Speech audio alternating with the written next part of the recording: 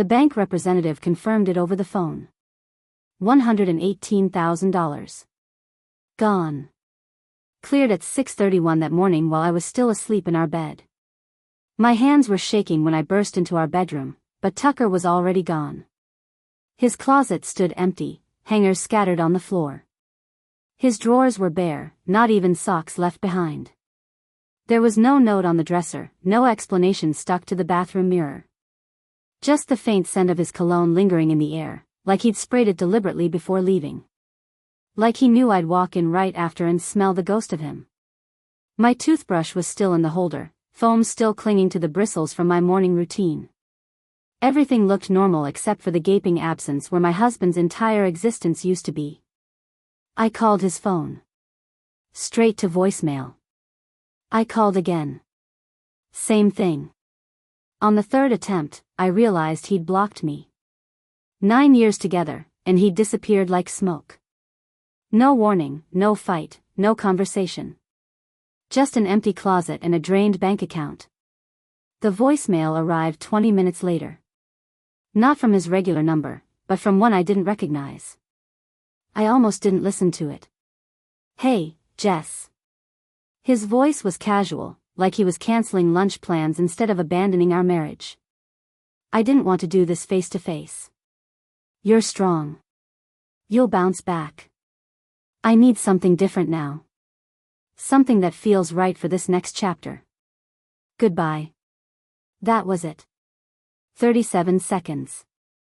After 9 years of building a life together, he left me like I was a bad job interview that hadn't worked out. I played it again, listening for guilt or hesitation in his voice.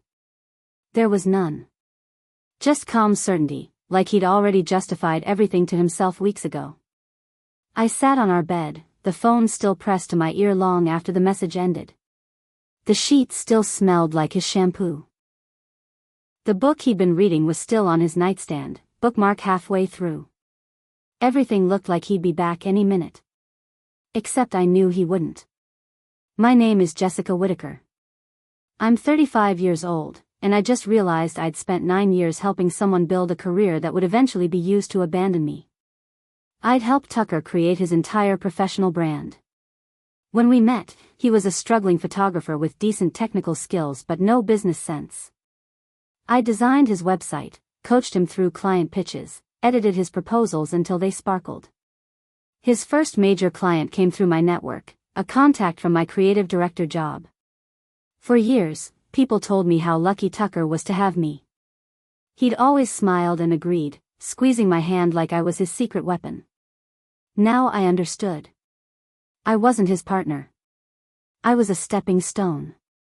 Something to use while climbing higher, then discard when something younger and shinier appeared on the horizon. The cruelty of it was almost impressive. He'd waited until our joint account had the most money it had ever held. We'd been saving for a down payment on a house, adding to it for 3 years. He'd taken every penny and left me with an empty closet and a voicemail apology. I called my mother from the bathroom floor, my voice breaking as I explained what happened. I expected sympathy, maybe outrage on my behalf. Instead, I got something else entirely. "He was always too smooth for his own good," she said. But her voice didn't sound sad or shocked. It sounded smug, like she'd been proven right about something. "Mom, he stole our money and left." "Our money," she repeated. "Sweetheart, you earned most of it. Maybe this is a blessing. You can finally focus on finding someone more suitable." I felt my stomach drop. More suitable? Someone who matches your ambition. Your income level. She paused. "I never liked that you earned more than him. It creates imbalance." I hung up without saying goodbye. My own mother had already picked sides, and somehow Tucker wasn't the villain in her version of this story. I was the woman who'd made the mistake of being more successful than her husband. I was completely alone, sitting on my bathroom floor at 10 in the morning on a Tuesday, and even my family thought I'd gotten what I deserved. My debit card declined at the pharmacy that afternoon. I was picking up a prescription, standing in line behind 3 other people when the cashier quietly told me to try another payment method. I checked my banking app right there in the store. Balance, $14.79. He'd left just enough so the account wouldn't show red. Just enough so at a glance, it looked like there was something there. The cruelty of that decimal point, of those specific cents remaining, broke something inside me. Tucker had calculated exactly how much to leave. He'd thought about it, done the math, decided that $14.79 was sufficient to destroy my life while maintaining plausible deniability that he wasn't completely heartless. I paid with the emergency credit card I kept in my wallet, drove home, and threw up in my kitchen sink. Then I logged into every account we'd ever shared and started documenting everything. If Tucker thought I was going to curl up and cry while he started his new life with my money, he'd severely underestimated who he was dealing with. I found her through Venmo. Tucker had used our joint inspirational quotes about choosing yourself and authentic living. And there, buried in her stories from 2 weeks ago, was a photo of Tucker's hand holding a coffee cup. No caption needed. She was the new vision board. Young, carefree, apparently unburdened by things like a career that demanded actual work or a bank account built on years of careful saving. And I was the discarded blueprint, the rough draft Tucker had used to figure out what he actually wanted. I screenshot everything. Every Venmo payment. Every Instagram story. Every piece of evidence that showed this wasn't spontaneous heartbreak but calculated betrayal. The eviction notice appeared on my door 3 days later. Red letters stating that our rent check had bounced and I had one more chance before legal proceedings would begin. I called my landlord immediately. "Mr. Hayes, there's been a mistake. The payment should have cleared." "I talked to Tucker last week," he replied, sounding confused. "He promised me the check would clear this month. Said you two were consolidating accounts or something." My blood went cold. "When exactly did you talk to him?" "Thursday. He called to give me a heads up about the payment timing." "Thursday." For days before Tucker disappeared. He'd already been planning this, laying groundwork so his exit would cause maximum damage. He'd lied to our landlord, ensuring I'd face eviction right when I discovered I had no money. "Mr. Hayes," Tucker left. "He took our money and disappeared. I'm handling this now." There was a long pause. "Jesus, Jessica. I'm sorry. Look, you've got 2 weeks to sort this out. After that, I have to follow procedure." I thanked him and hung up. Then I transferred my emergency fund to cover rent, watching my safety net disappear. Tucker updated his LinkedIn profile while I was scrambling to pay rent.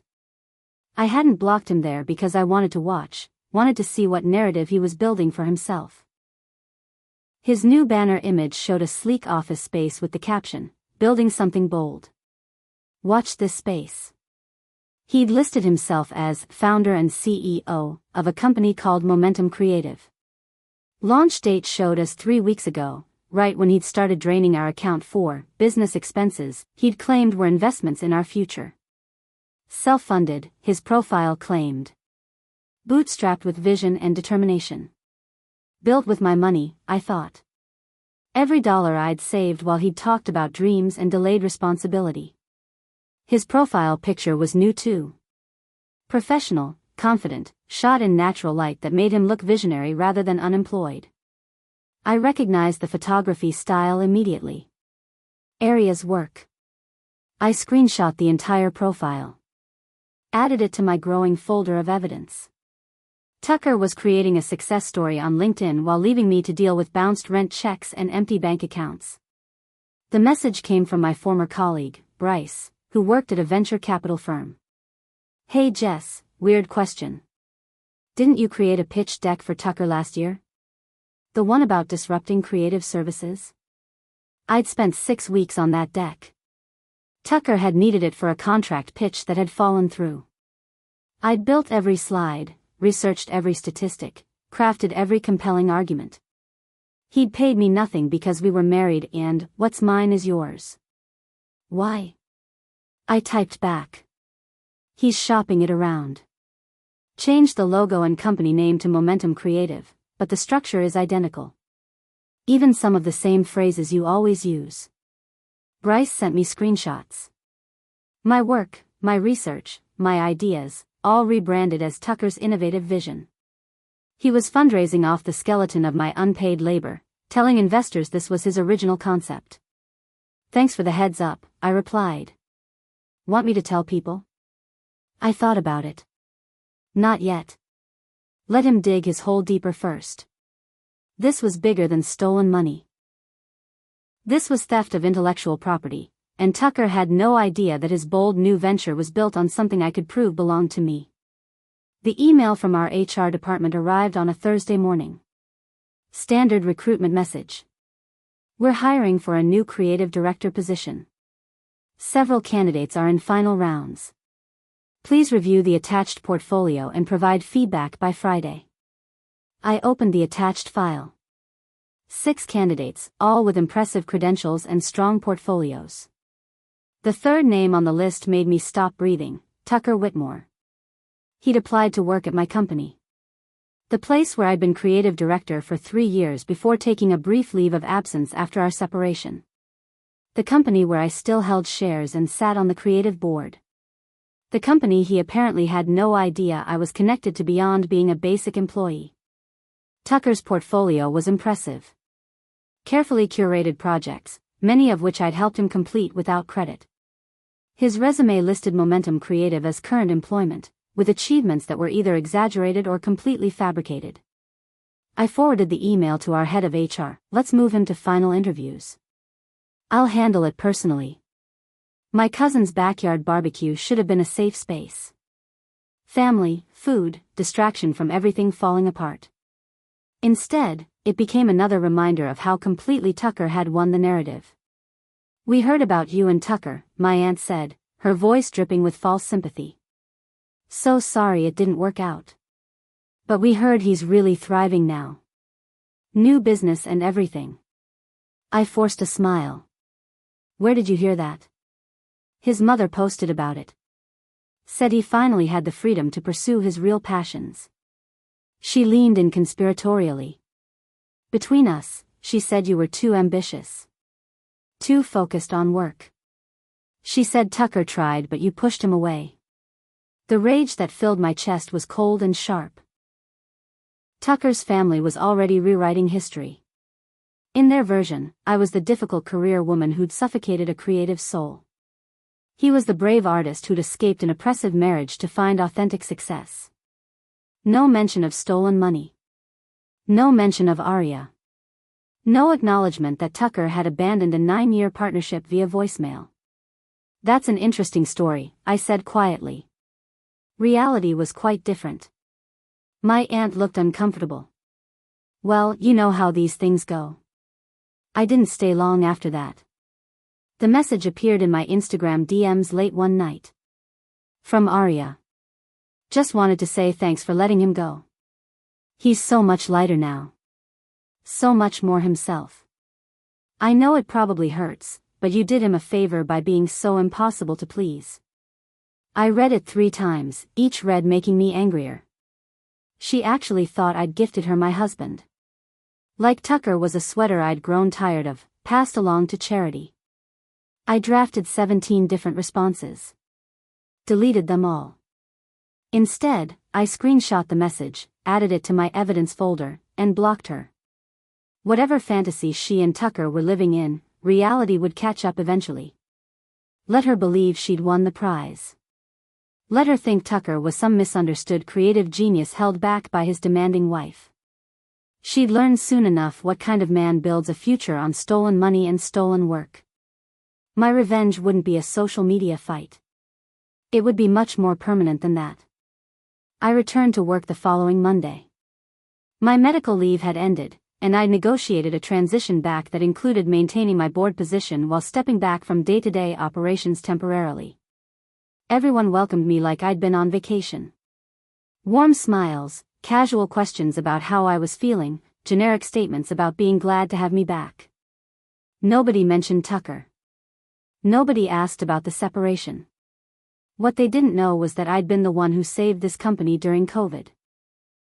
While everyone panicked about remote work and declining clients, I'd rebuilt our entire digital infrastructure. I'd landed 3 major contracts that kept us afloat. I'd worked 18-hour days while Tucker made branded content videos in our living room, playing at entrepreneurship. The company owed its survival to me. They just didn't realize it yet because I'd been too focused on keeping things running to worry about taking credit. That was about to change. Tucker's email arrived exactly 2 weeks after he'd disappeared. Subject line, opportunity for collaboration.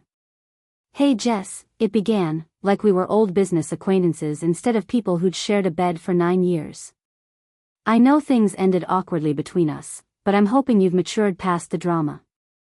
I'm building something exciting with Momentum Creative and I think there could be opportunities for collaboration if you're interested. He went on to describe his vision in buzzwords that meant nothing. Synergy. Innovation. Disruption. The kind of language people use when they have ideas but no substance. The final paragraph made my jaw clench. I have some big meetings coming up. Potential investors, potential partnerships. If you'd like to be part of something meaningful, let me know. I'm willing to meet and discuss options. He had no idea. No clue that I was the silent majority shareholder in the company that was currently reviewing his job application. No concept that his big meetings would include sitting across from the woman he'd robbed and abandoned. I saved the email and replied with one sentence, I'd love to meet. Let's schedule something soon. Tucker proposed to Aria 6 weeks after leaving me. I only knew because she posted a photo of her hand with a ring on it, caption reading, he asked, I said forever. The photo was up for 2 hours before disappearing completely. Someone in my extended network had screenshot it and sent it to me, probably thinking I'd want to know. The ring was small. A placeholder, clearly. The kind of thing someone buys when they want the gesture but don't have the funds for the real thing. I wondered if Tucker had told Aria about his upcoming investor meetings. If he'd promised her the big ring was coming once the funding came through. If she knew that all his grand plans were built on money stolen from a joint account and ideas stolen from his ex-wife's work. 3 days after the photo disappeared, Aria posted a vague story. Sometimes clarity comes from chaos. Then she deleted her entire Instagram. Apparently the funding hadn't materialized. The pitch he'd stolen from me wasn't landing the way he'd hoped. And Aria was discovering that dating a man with charm but no actual business acumen wasn't quite the upgrade she'd imagined. I ran a background check on Momentum Creative using my company's corporate research tools. What I found was exactly what I'd expected, nothing. The LLC existed on paper, filed hastily and incompletely. No EIN registered with the IRS. No business filings beyond the initial registration. No product, no client list, no actual revenue beyond whatever money Tucker had managed to convince investors to give him based on stolen pitch materials. He'd burned through the money he took from our account on office space he couldn't afford, equipment he didn't need, and a lifestyle that looked successful on Instagram but had no foundation in reality. Tucker had always been good at selling dreams. He'd sold himself to me 9 years ago, promising partnership and shared success. He'd sold investors on a vision that existed only in presentations I'd written. But eventually, people expect results. Products. Revenue. Proof that the dream is becoming reality. Tucker had none of that. All he had was borrowed charm, my stolen deck, and a rapidly approaching reckoning. HR scheduled Tucker's final interview for the following Tuesday. With me. The email went to his account with standard corporate language about meeting with senior leadership to discuss vision alignment. He still didn't know I was the person who'd be conducting it. I prepared meticulously.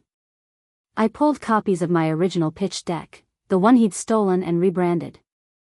I documented every project in his portfolio that I'd contributed to without credit. I compiled the Venmo payments, the Instagram evidence, the timeline showing his affair had started months before he'd drained our account. I rehearsed my questions. Practiced maintaining composure. Decided exactly how much rope to give him before pulling it tight. This wasn't about revenge, I told myself. This was about justice. About ensuring Tucker faced consequences for theft, fraud, and professional dishonesty. But I'd be lying if I said I wasn't looking forward to the moment his face changed from confidence to recognition to horror.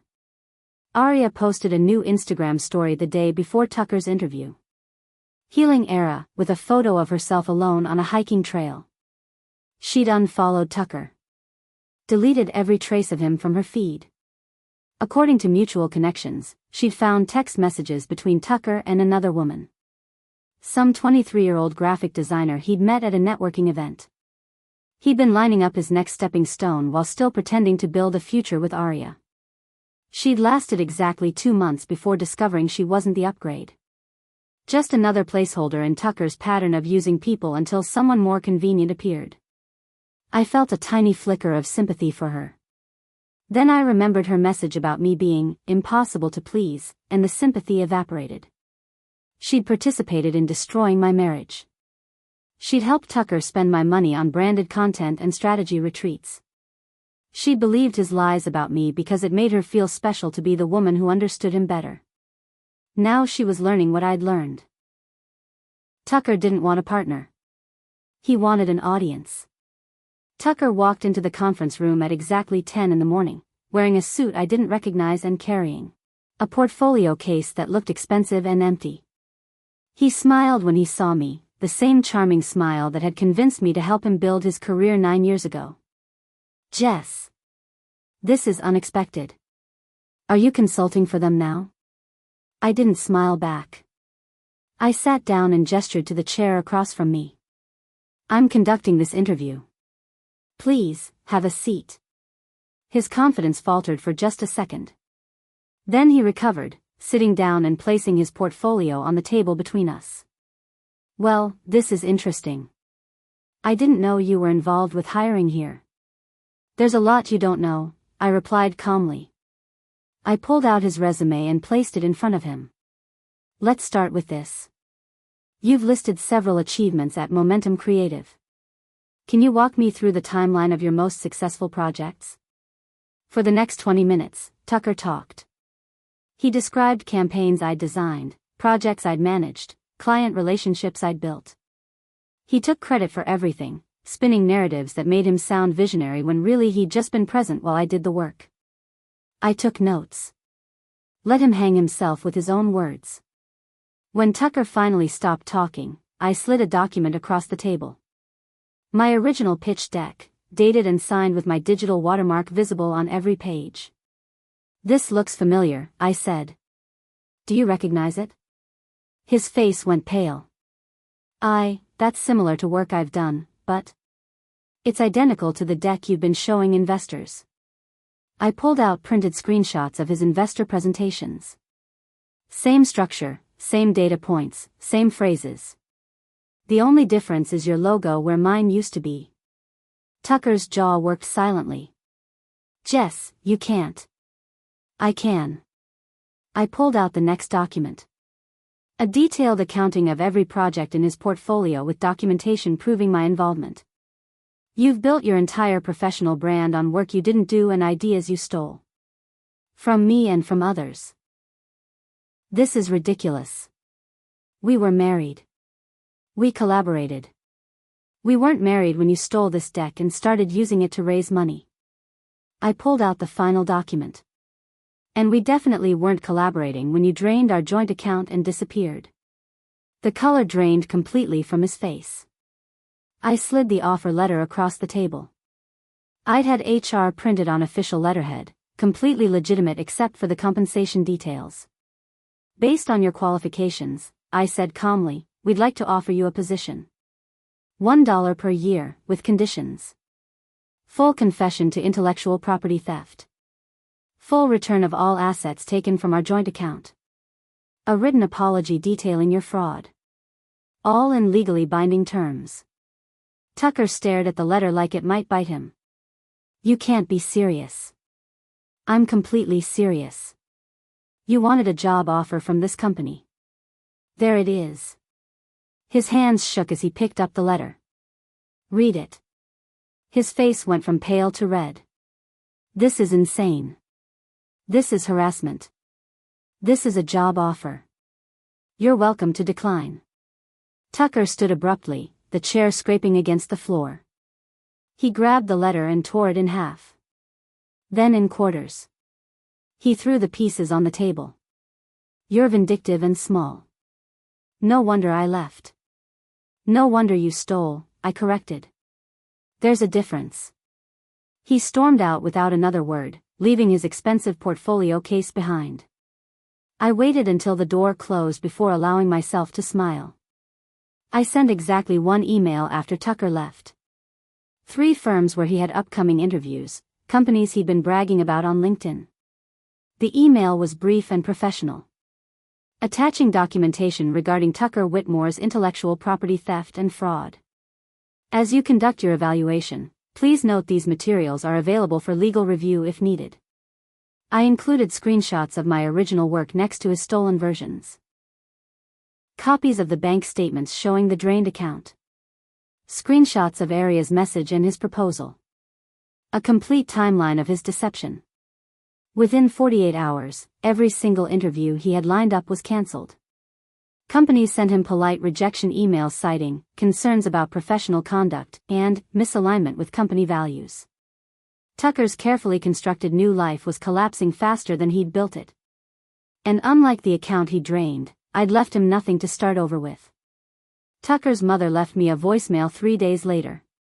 Her voice was thick with tears, completely different from the confident woman who'd been posting about her son's brave new chapter on social media. Jessica, please. Tucker is spiraling. He has no money, no job prospects. He made mistakes, terrible mistakes, but he's my son. She paused, crying audibly. He says he misses you. That he regrets everything. Can't you find it in your heart to help him? To forgive him? I listened to the message twice. The first time, I felt a flicker of guilt. The second time, I felt nothing but cold certainty. Tucker wasn't sorry he'd hurt me. He was sorry he'd gotten caught. He wasn't spiraling because of guilt. He was spiraling because consequences had finally found him. I blocked his mother's number. Healing isn't linear, I'd learned, but mine definitely didn't loop backward to rescue the person who destroyed my financial stability and emotional trust. My lawyer, Olivia, got the court order within 6 weeks. With documentation of Tucker's unauthorized withdrawal, evidence of fraud, and proof that he'd forged my digital signature on the transfer authorization, the judge ruled in my favor.